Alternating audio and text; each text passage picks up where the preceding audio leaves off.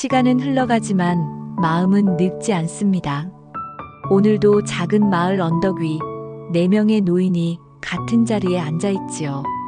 웃음 속엔 세월이, 침묵 속엔 우정이 있습니다. 지금 구독과 좋아요로 이 따뜻한 이야기의 첫 장을 함께 넘겨주세요.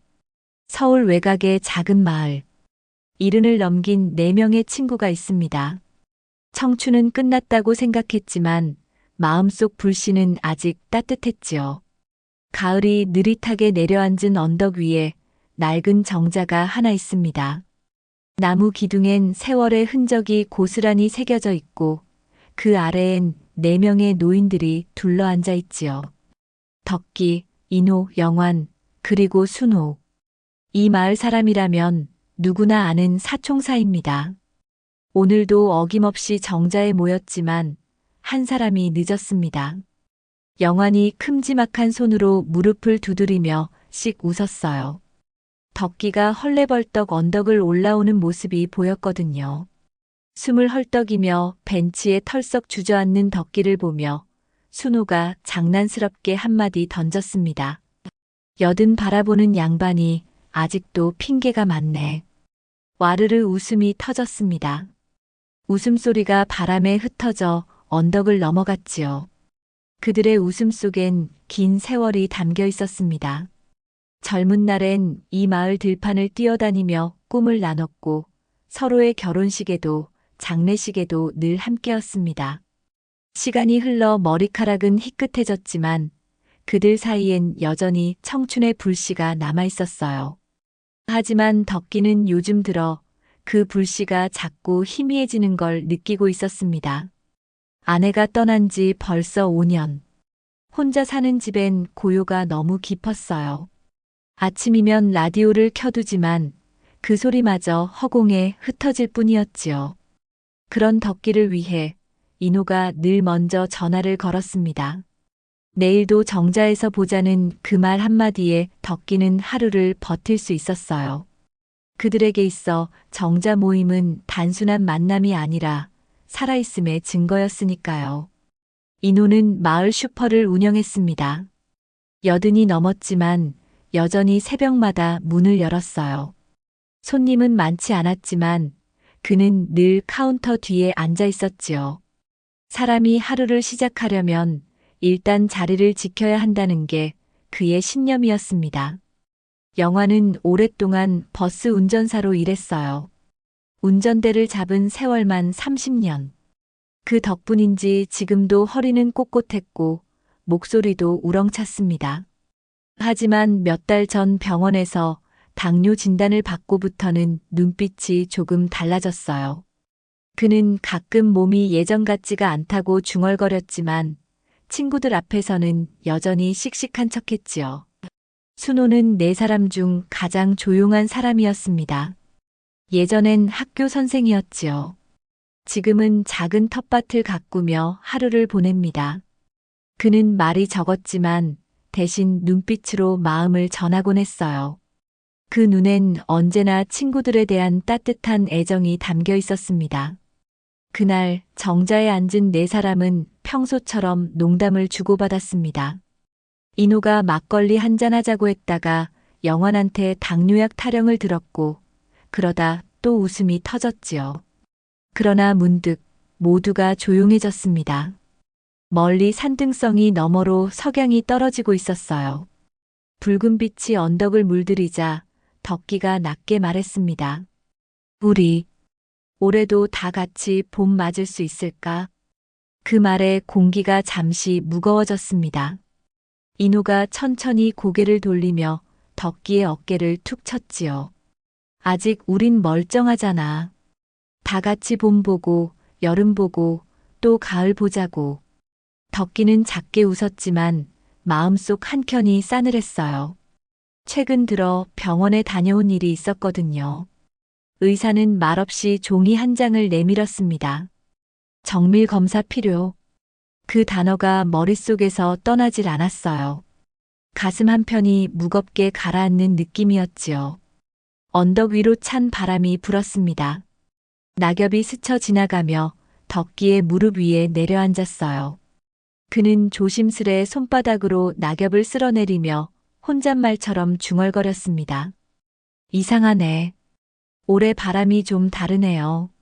순호가 그 말을 듣고 미소 지었지요. 가을은 매년 다르다고 우리도 해마다 바뀌니까요. 잠시 후 마을 어귀에서 저녁 종소리가 울렸습니다. 영환이 천천히 몸을 일으키며 내려가자고 말했어요. 모두들 자리에서 일어났습니다.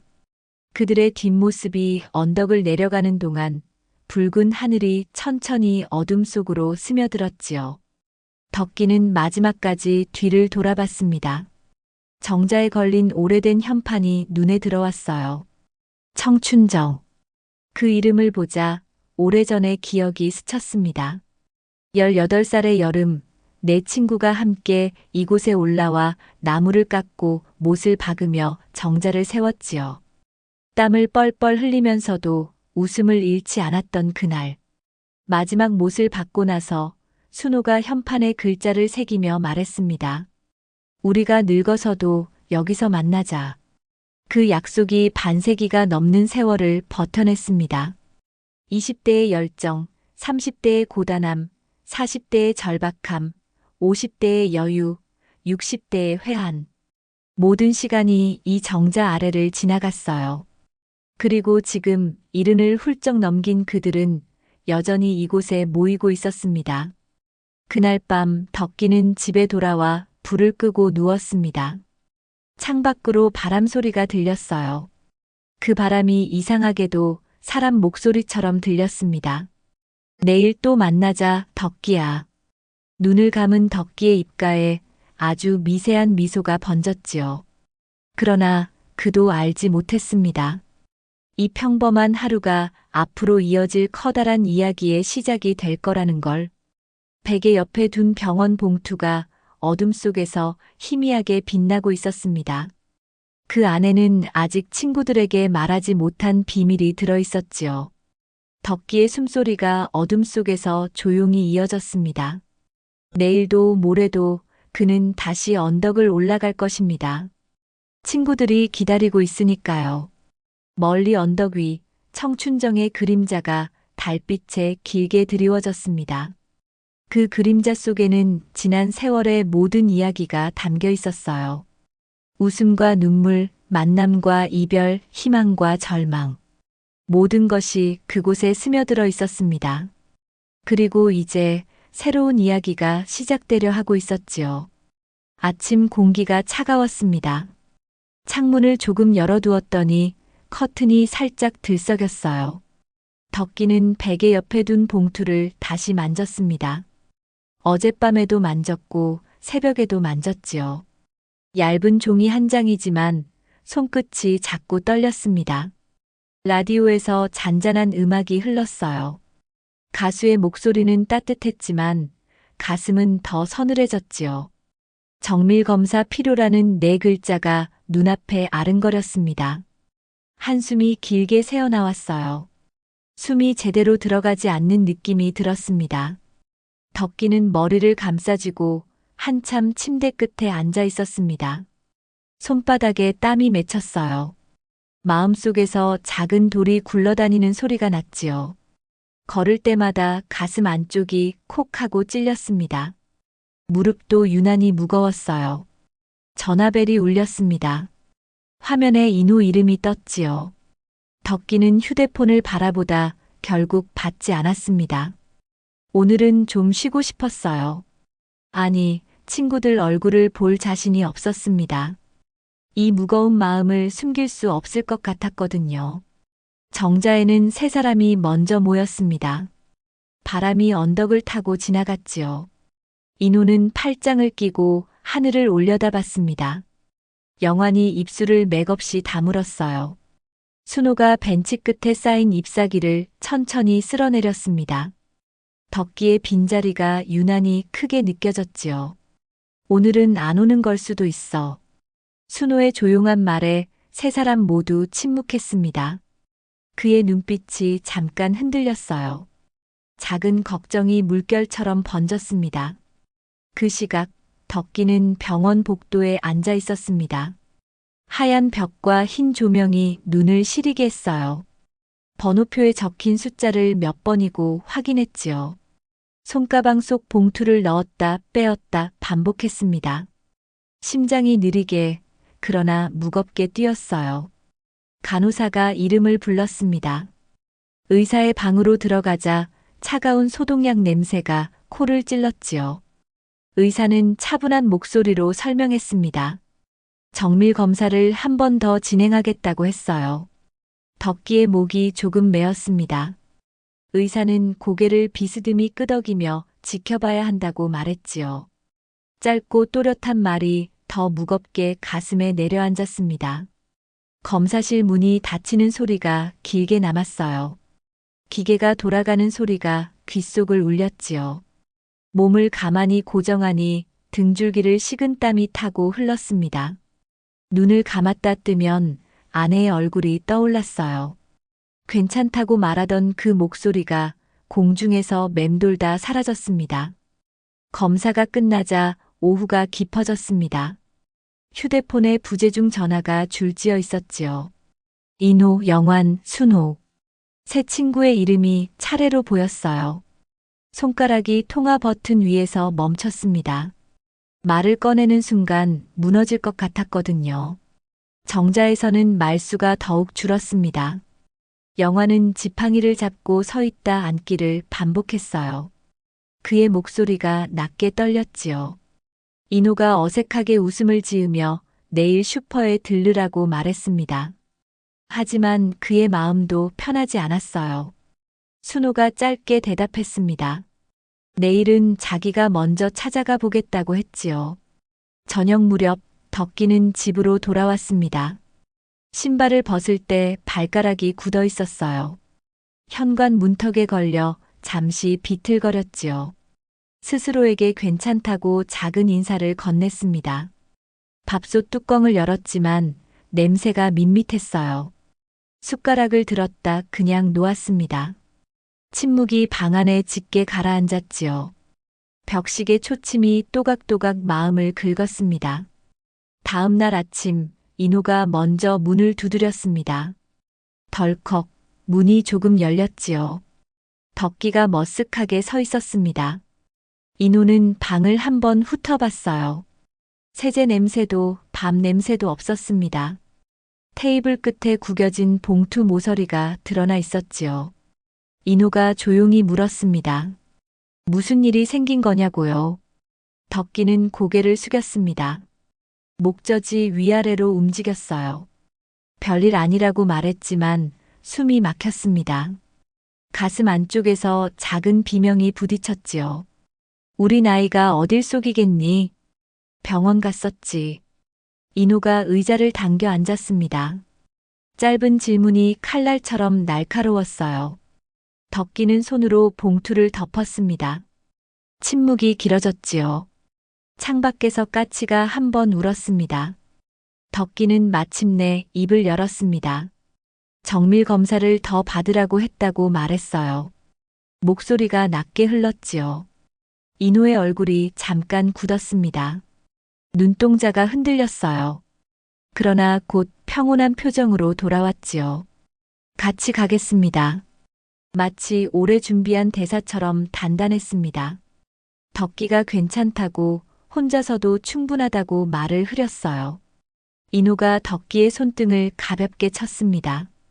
혼자 버티는 게 멋있는 때도 있지만 지금은 아니라고 말했지요. 말끝이 부드럽게 내려앉았습니다.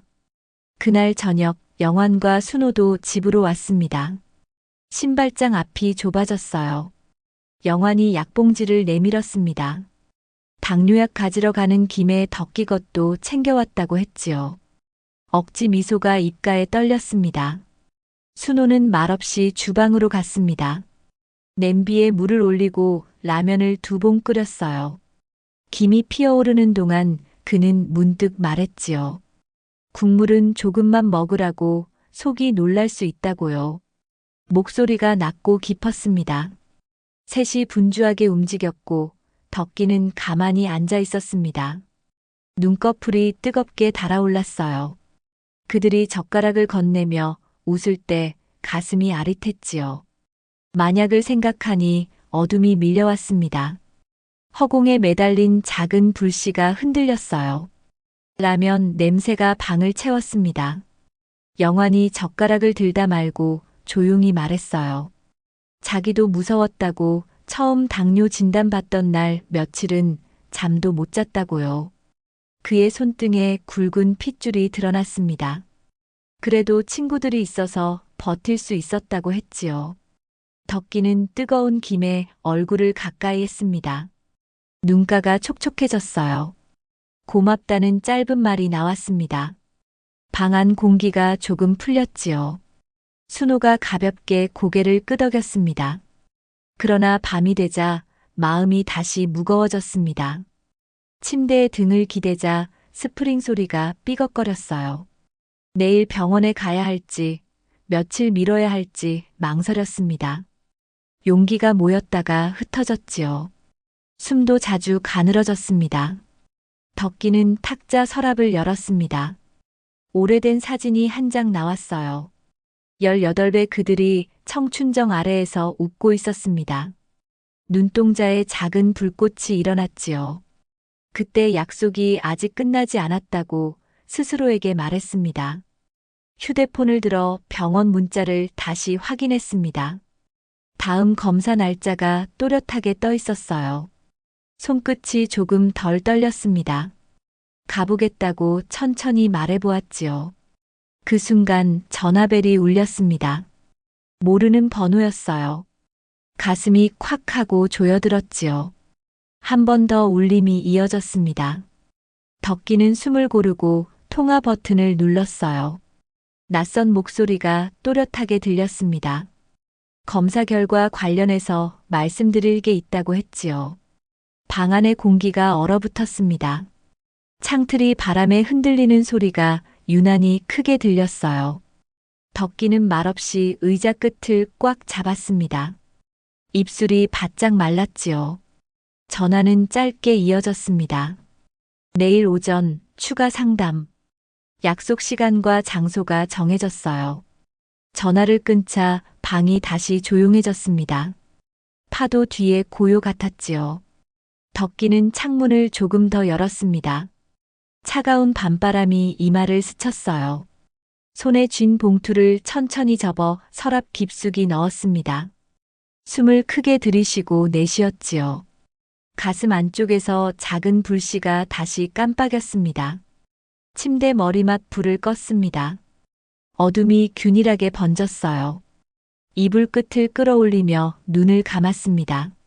내일 그곳으로 가겠다고 마음속에 적었지요.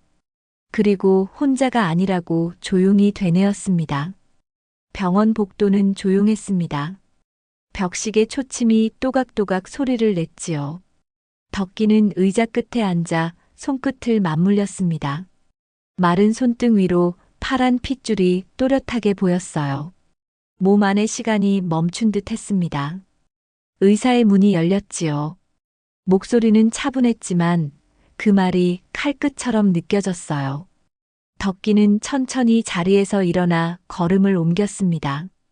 발소리가 복도에 메아리 쳤지요. 의사는 차트를 들여다보며 말했습니다. 검사 결과가 나왔다고요. 폐 쪽에 혹이 있다고 했습니다. 순간 숨이 막혔어요. 머릿속이 하얘졌지요. 덕기가 떨리는 목소리로 물었습니다.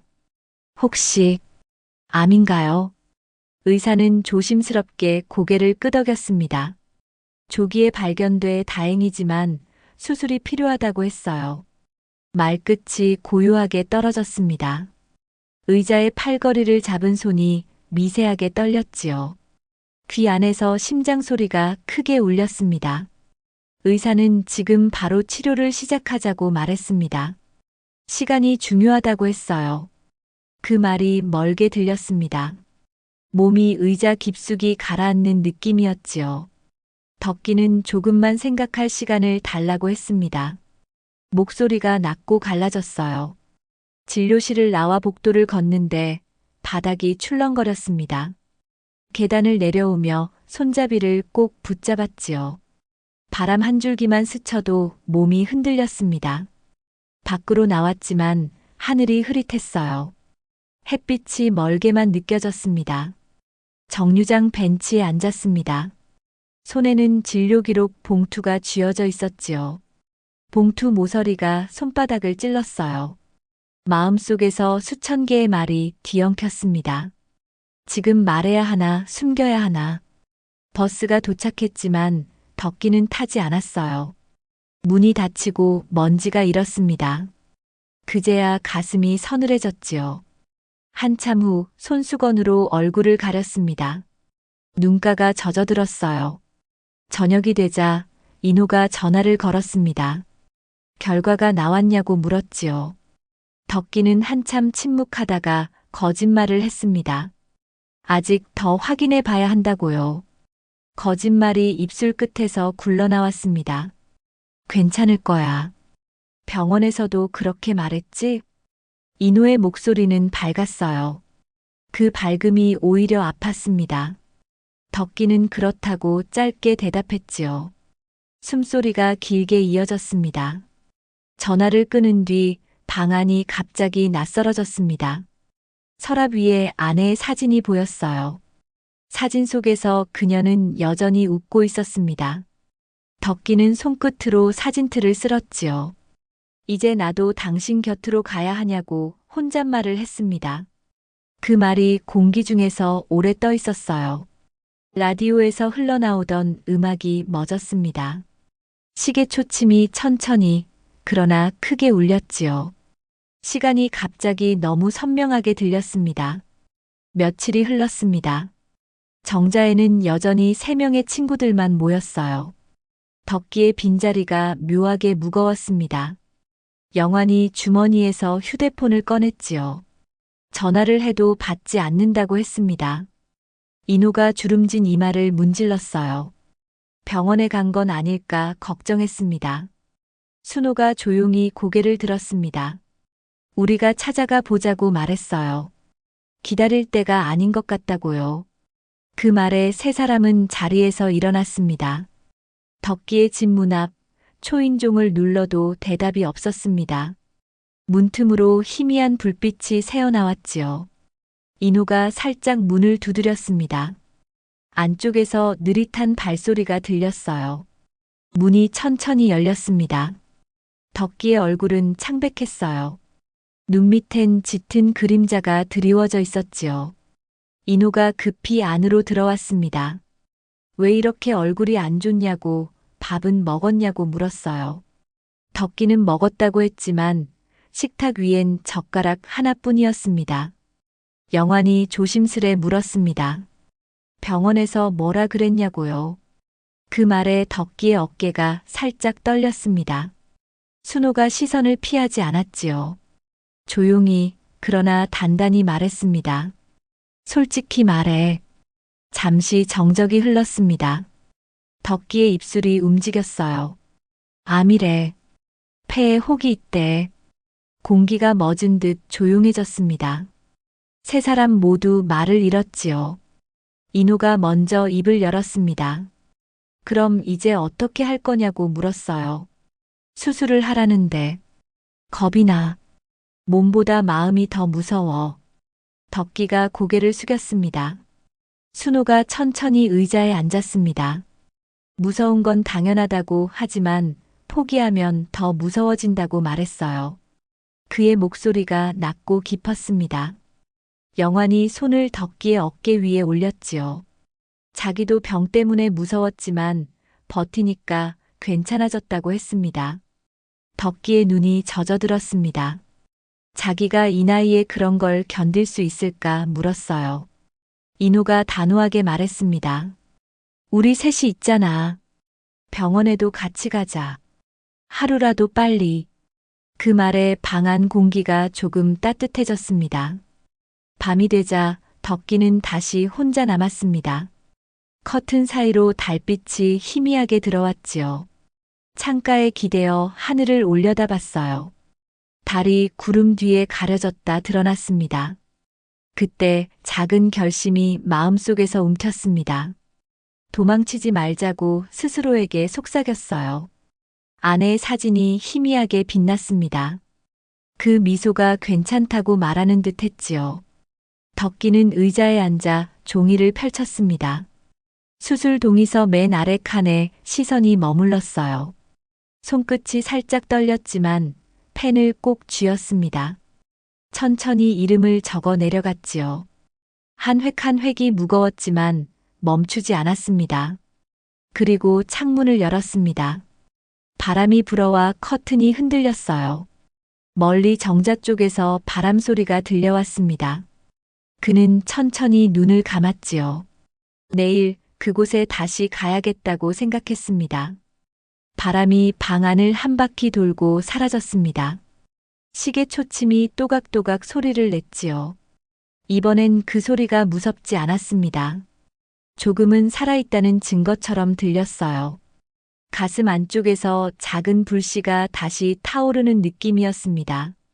탁자 위에 놓인 수술 동의서를 바라봤습니다. 자신의 이름이 또렷하게 적혀 있었어요. 그 글씨가 떨리지 않았습니다. 처음으로 마음이 조금 단단해진 느낌이었지요. 휴대폰을 들어 친구들에게 문자를 보냈습니다. 내일 병원에 간다고 함께 가줄 수 있냐고요. 보내기 버튼을 누르는 순간 가슴이 조금 가벼워졌습니다. 곧바로 답장이 왔습니다. 인호, 영환, 순호. 세 사람 모두 당연하다고 했어요. 몇 시에 어디서 만날지 물었습니다. 그 글자들을 보며 덕기는 작게 웃었지요. 이불을 끌어올리며 누웠습니다. 천장을 바라보니 그림자가 흔들렸어요. 아내가 살아있을 때 함께 누워 천장을 보던 기억이 났습니다. 그녀가 말했지요. 힘들 때일수록 혼자 견디지 말라고요. 당신 말이 맞았어. 덕기는 작게 중얼거렸습니다. 눈을 감자 어둠이 부드럽게 내려앉았어요. 이번엔 그 어둠이 무섭지 않았습니다. 내일이 기다려지는 밤이었지요. 멀리서 개 짖는 소리가 들렸습니다. 누군가의 발소리도 희미하게 들려왔어요. 세상은 여전히 움직이고 있었습니다. 덕기도 그 속에서 함께 숨쉬고 있었지요. 손을 가슴에 올렸습니다. 심장이 또각또각 뛰고 있었어요. 그 박동이 선명하게 느껴졌습니다. 살아있다는 증거였지요. 그리고 내일도 살아갈 이유가 있었습니다. 병원 창문 너머로 햇빛이 부드럽게 들어왔습니다. 하얀 커튼이 바람에 천천히 흔들렸지요. 덕기는 천장을 바라보며 깊은 숨을 내쉬었습니다. 수술을 마친 지 사흘째 되는 날이었어요. 가슴이 묵직했지만 머릿속은 이상하게도 맑았습니다. 눈을 뜨자마자 가장 먼저 떠오른 건 친구들이었어요. 인호가 병실 문 앞에서 서성이는 모습, 영환의 우렁찬 목소리, 순호의 느릿한 웃음이 눈에 그려졌습니다. 다행이라는 생각이 들었습니다. 아직 여기에 있다는 것이요. 덕기는 입가에 작은 미소를 띄었어요. 잠시 후 문이 조심스럽게 열렸습니다. 하얀 마스크 너머로 인호의 눈이 반짝였지요. 이제 일어나도 되겠냐고 물었습니다. 덕기가 고개를 살짝 끄덕였어요. 의사 말로는 며칠만 더 있으면 퇴원한다고 했습니다. 인호는 자리로 다가와 손을 잡았습니다. 이제 됐다고, 수술 잘 끝났다고 말했어요. 그 말에 덕기의 눈가가 붉어졌습니다. 그래, 아직 끝난 건 아니지만 살아있다고 말했지요. 그는 손을 꼭 잡은 채 낮게 웃었습니다. 점심 무렵 영환과 순호도 병실로 들어왔습니다. 영환이 커다란 과일 바구니를 들고 있었어요. 당뇨약은 자기가 챙겼지만 이건 의사 몰래 들고 왔다고 말했습니다. 순호가 웃으며 과일은 괜찮다고, 설탕도 적다고 덧붙였지요. 셋의 대화는 천천히 이어졌습니다. 병실 안에 오래된 친구들만의 공기가 맴돌았어요. 가끔은 말없이 서로의 얼굴만 바라봐도 마음이 통했습니다. 젊은 시절에는 상상도 못했던 평온함이었지요. 지금의 침묵은 불안이 아닌 위로였습니다. 며칠 후 퇴원 허락이 떨어졌습니다. 덕기는 천천히 옷을 챙기며 가방을 들었어요. 병실 창문에 잠시 손을 올렸습니다. 이제 다시 나가보겠다고 혼잣말을 했지요. 그 말이 스스로에게 건네는 약속처럼 들렸습니다. 병원 문을 나서자 새 친구가 기다리고 있었습니다. 인호가 양손을 번쩍 들며 외쳤어요. 청춘정에서 회복식 해야지. 덕기가 웃음을 터뜨렸습니다. 그 이름을 또 듣게 될 줄은 몰랐다고 말했어요. 영환이 덕기의 어깨를 부드럽게 감싸며 말했습니다. 그 약속을 우리가 지켰다고요. 순호는 작은 꽃다발을 건넸습니다. 연보랏빛 들국화가 바람에 흔들렸지요. 덕기의 눈동자에 그 색이 고스란히 스며들었습니다. 그날 오후 네 사람은 청춘정에 다시 모였습니다. 언덕 위에서 부는 바람이 살결에 닿을 만큼 부드러웠어요. 정자 아래 나무 벤치엔 햇빛이 쏟아졌고 낙엽은 봄빛 속에서 마른 색을 잃어가고 있었습니다. 이 자리가 이렇게 따뜻한 줄 몰랐어. 덕기가 천천히 말했습니다. 인호가 머리를 끄덕였지요. 사람이 옆에 있을 때만 따뜻한 법이라고 말했습니다. 순호가 주머니에서 오래된 사진 한 장을 꺼냈습니다. 청춘정 앞에서 웃던 18살의 내 친구였어요. 그때의 눈빛이 사진 속에서도 여전히 반짝이고 있었지요. 영환이 조용히 말했습니다. 그때 우리는 세상을 다 가진 줄 알았어. 이젠 서로가 세상이지. 덕기의 눈가에 눈물이 맺혔습니다. 바람이 스치며 뺨을 식혀주었어요. 이제야 알겠다고 말했습니다. 그날 우리가 심은 건 우정이 아니라 살아갈 힘이었다고요. 잠시 정적이 흘렀습니다. 멀리서 아이들 웃음소리가 들려왔지요.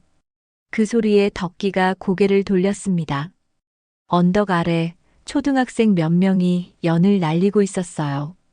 하늘로 높이 올라가는 연이 눈부시게 빛났습니다. 그 모습을 보며 덕기는 깊은 숨을 내쉬었습니다. 나도 저 연처럼 가볍게 살고 싶다고 말했어요. 바람이 부는 대로 멀리 멀리요. 그 말에 순호가 조용히 웃었습니다. 그래도 줄은 꼭 잡고 있어야지. 모두 함께 웃었습니다. 그 웃음은 언덕 위를 넘어 하늘까지 닿는 듯 했어요. 봄볕 속에서 웃음소리가 반짝이며 퍼져갔습니다. 해질 무렵 덕기는 혼자 정자 난간에 기대 서 있었습니다. 하늘이 주황빛으로 물들고 바람이 따뜻했어요. 인호가 뒤에서 무슨 생각을 하냐고 물었습니다. 덕기가 고개를 들어 하늘을 바라봤지요. 살아있는 게 이렇게 고맙다는 생각을 했다고 말했습니다. 그리고 아직 끝난 게 아니라는 것도요. 그의 목소리가 잔잔하게 흔들렸습니다. 영환이 가까이 와서 말했습니다. 그게 바로 새 출발이라고요. 순호가 정자 기둥에 등을 기대며 덧붙였습니다. 이제 우리 넷, 남은 날은 보너스야. 웃고 놀고 다시 봄을 맞으면 돼. 덕기가 천천히 고개를 끄덕였습니다. 가슴 안에서 무겁던 돌이 조금씩 녹아내렸어요. 햇빛이 얼굴을 따뜻하게 감쌌습니다. 마음속 어딘가에서 작은 불씨가 다시 타올랐지요. 그날 밤 덕기는 창문을 열었습니다. 하늘에 별이 하나 둘 떠 있었어요. 그는 손을 뻗어보며 속삭였습니다. 오늘은 정말 괜찮았다고요. 창밖의 바람이 부드럽게 방 안으로 들어왔습니다. 탁자 위 꽃다발이 살짝 흔들렸지요. 그 향기 속에서 덕기는 조용히 미소 지었습니다. 내일도 우리 언덕에서 보겠다고 혼잣말을 했습니다. 봄이 조금씩 다가오고 있었습니다. 언덕 아래 매화가 조심스럽게 꽃망울을 틔우기 시작했어요. 아직 추위가 완전히 가시지 않았지만 공기 속에는 봄 냄새가 희미하게 섞여 있었습니다. 덕기는 매일 아침 짧은 산책을 했습니다. 처음엔 집 앞 골목을 한 바퀴 도는 것도 힘들었지요. 숨이 차고 다리가 후들거렸습니다. 하지만 포기하지 않았어요. 이틀째는 2바퀴, 사흘째는 3바퀴. 조금씩 거리를 늘려갔습니다. 일주일이 지나자 언덕 중턱까지 올라갈 수 있었습니다. 그곳에서 마을을 내려다보며 숨을 고르곤 했어요. 작은 집들이 옹기종기 모여있는 풍경이 평화로웠습니다. 연기가 굴뚝에서 피어오르고 개 짖는 소리가 들렸지요. 이 평범한 풍경이 새삼 소중하게 느껴졌습니다. 살아서 이걸 볼 수 있다는 게 감사했어요. 어느 날 덕기는 마침내 청춘정까지 혼자 걸어 올라갔습니다. 친구들보다 일찍 도착해 벤치에 앉았지요. 가슴이 두근거렸습니다. 숨이 가빴지만 행복했어요.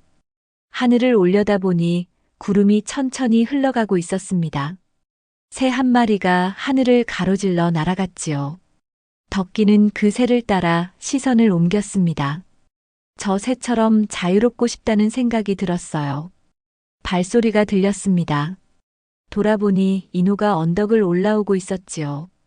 그의 뒤로 영환과 순호도 보였습니다. 덕기는 손을 들어 흔들었어요. 새 친구가 빠르게 걸음을 재촉했습니다. 야, 너 먼저 왔네. 인호가 놀란 표정으로 말했습니다. 덕기가 환하게 웃었어요. 이제 혼자서도 올라올 수 있다고 말했지요. 영환이 덕기의 등을 두드리며 잘했다고 말했습니다. 순호는 조용히 웃으며 벤치에 앉았어요. 네 사람은 오랜만에 편안하게 이야기를 나눴습니다. 특별한 주제는 없었어요. 그저 오늘 날씨가 좋다는 것, 매화가 피기 시작했다는 것, 마을 슈퍼에 새 과자가 들어왔다는 것. 사소한 이야기들이었지만 그 속에 삶이 담겨 있었습니다. 해가 중천에 떴습니다.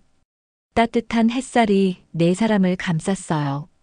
덕기는 눈을 감고 그 온기를 느꼈습니다. 살아있다는 게 이렇게 따뜻한 거구나 싶었지요. 우리 올봄에는 뭐 하지? 영환이 물었습니다. 순호가 나무를 심자고 제안했어요. 청춘정 아래에 매화나무를 한 그루 심으면 좋겠다고요. 인호가 고개를 끄덕였습니다. 좋은 생각이라고 말했지요. 덕기도 동의했습니다. 우리가 늙어가는 동안 그 나무는 자랄 거라고 말했어요. 언젠가 우리가 없어져도 나무는 남아서 봄마다 꽃을 피울 거라고요. 그 말에 모두 잠시 조용해졌습니다. 하지만 슬픈 침묵은 아니었어요. 오히려 평화로운 침묵이었지요. 각자의 삶이 언젠가 끝날 거라는 걸 알지만 그래도 지금 이 순간이 소중하다는 걸 느끼는 시간이었습니다. 바람이 불었습니다. 부드러운 봄바람이었어요. 그 바람에 실려 어디선가 꽃향기가 날아왔습니다. 덕기는 깊이 숨을 들이마셨지요. 가슴이 시원했습니다. 수술 자국이 아직 아팠지만 그 통증마저 살아있다는 증거였습니다. 봄이 완전히 돌아왔습니다. 언덕 아래 벚꽃이 하얗게 피었지요. 바람이 불 때마다 꽃잎이 소용돌이처럼 흩날렸습니다. 청춘정 지붕에도 꽃잎이 내려앉았어요. 그 풍경을 바라보며 덕기는 천천히 숨을 들이마셨습니다. 가슴이 시원했어요. 이제 정말 봄이라는 생각이 들었지요.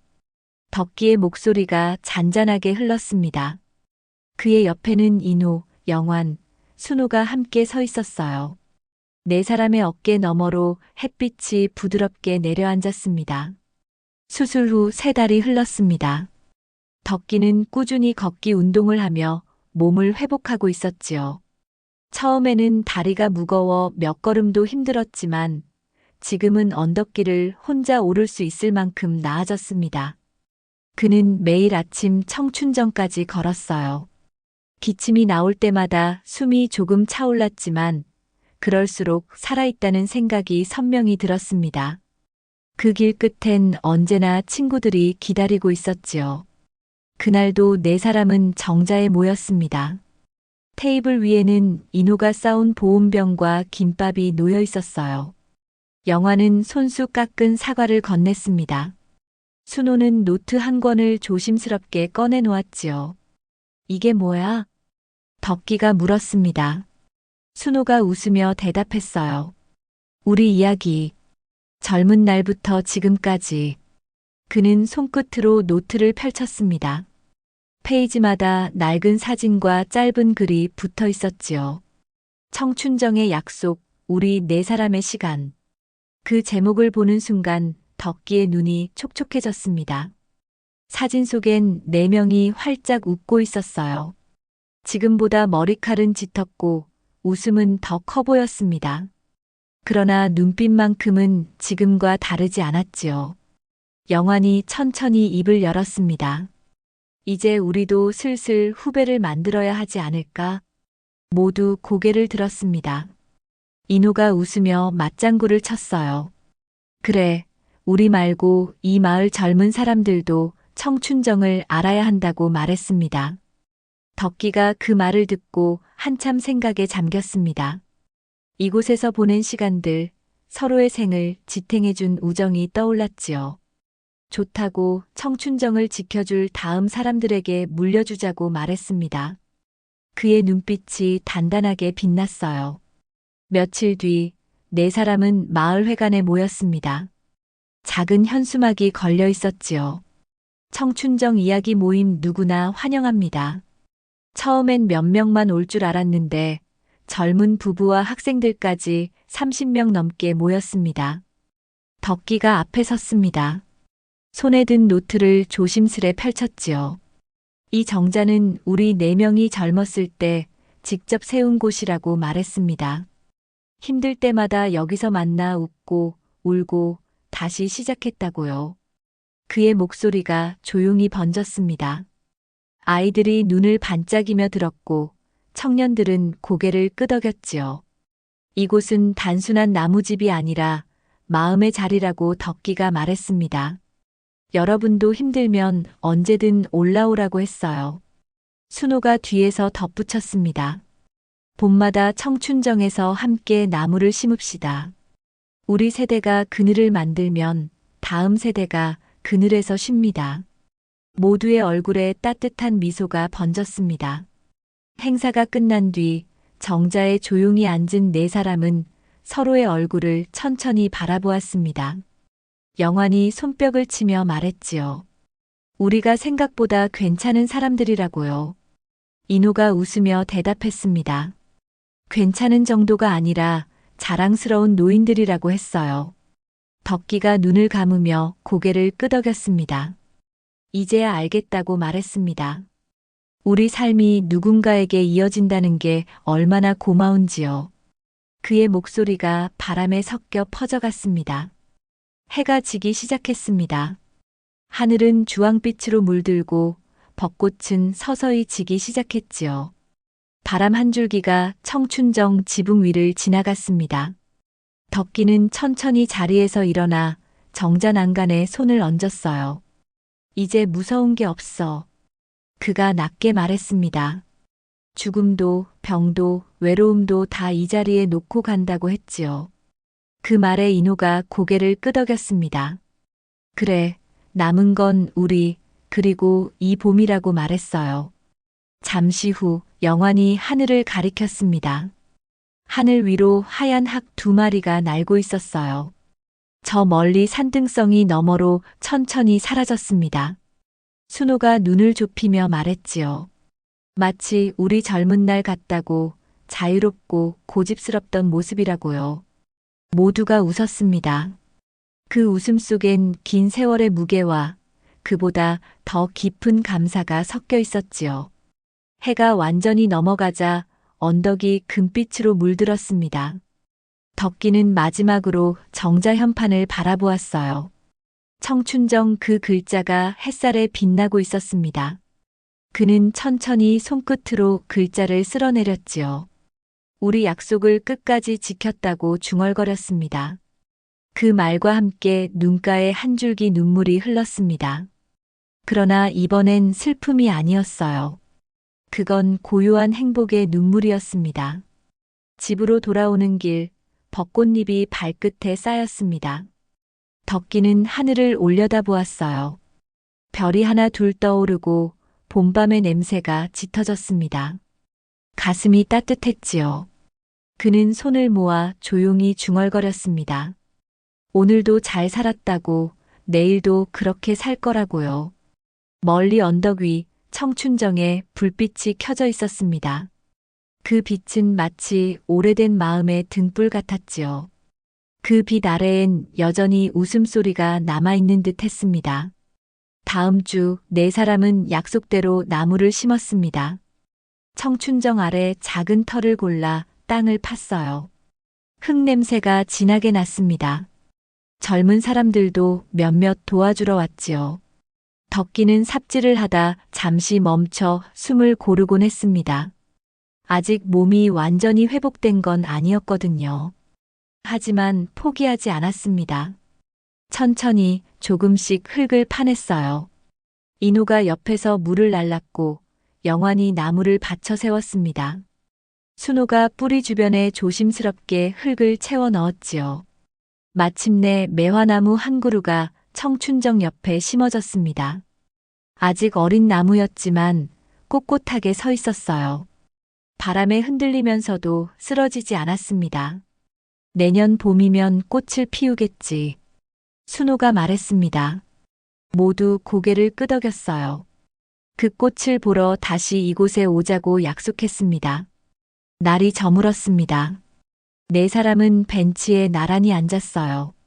새로 심은 나무를 바라보며 아무 말도 하지 않았습니다. 그저 함께 앉아 있는 것만으로도 충분했지요. 별이 하나씩 떠올랐습니다. 밤하늘이 점점 깊어졌어요. 덕기는 하늘을 올려다보며 생각했습니다. 저 별들도 우리처럼 오래되었을 거라고요. 수억 년을 빛나며 살아온 별들. 그 빛이 지금 여기까지 와닿고 있었습니다. 우리도 저렇게 빛나며 살았다는 생각이 들었습니다. 화려하지는 않았지만 꾸준히 빛을 내며 살아왔어요. 그리고 그 빛이 누군가에게 닿았을 거라고 믿었습니다. 인호가 먼저 일어났습니다. 이제 내려가자고 말했어요. 모두 천천히 자리에서 일어났습니다. 덕기가 마지막으로 나무를 한 번 더 쓰다듬었지요. 잘 자라라고, 우리를 기억해달라고 속삭였습니다. 언덕을 내려가는 발걸음이 가벼웠습니다. 네 사람의 그림자가 달빛에 길게 드리워졌어요. 그 그림자는 마치 젊은 날의 그들 같았습니다. 힘차게 걷는 모습이었지요. 마을에 도착하자 각자의 집으로 향했습니다. 헤어지는 길목에서 잠시 멈춰 섰어요. 서로를 돌아보며 미소 지었습니다. 내일 또 보자는 말은 하지 않았습니다. 그 말을 하지 않아도 알고 있었거든요. 내일도 모레도 그들은 다시 만날 거라는 걸요. 덕기는 집에 들어가 불을 켰습니다. 방 안이 환해졌어요. 창문을 열어 바람을 들였습니다. 청춘정이 있는 언덕 쪽을 바라보았지요. 어둠 속에서 정자의 윤곽이 희미하게 보였습니다. 그는 조용히 중얼거렸습니다. 고마워요. 누구에게 하는 말인지 몰랐습니다. 친구들에게, 아내에게, 아니면 삶 자체에게 하는 말이었을지도 몰라요. 그저 고맙다는 마음이 가득했습니다. 침대에 누워 눈을 감았습니다. 오늘 하루가 주마등처럼 스쳐 지나갔어요. 병원 복도, 수술실, 친구들의 얼굴, 청춘정, 매화나무. 모든 순간이 소중했습니다. 그리고 생각했습니다. 청춘이 뭘까요? 나이가 아니라는 걸 이제 알겠습니다. 마음이라는 걸요. 살아가려는 의지, 사랑하는 마음, 내일을 기대하는 설렘.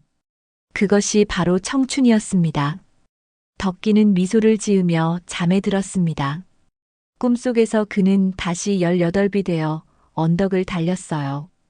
친구들과 함께 웃으며 정자를 짓고 있었습니다. 그리고 그 꿈은 현실보다 더 아름다웠지요. 멀리서 바람이 속삭였습니다. 청춘은 나이가 아니라 마음이랍니다.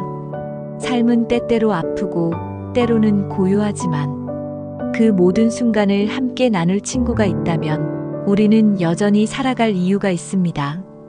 이 이야기가 마음에 닿았다면 구독과 좋아요로 다음 이야기도 함께 해주세요.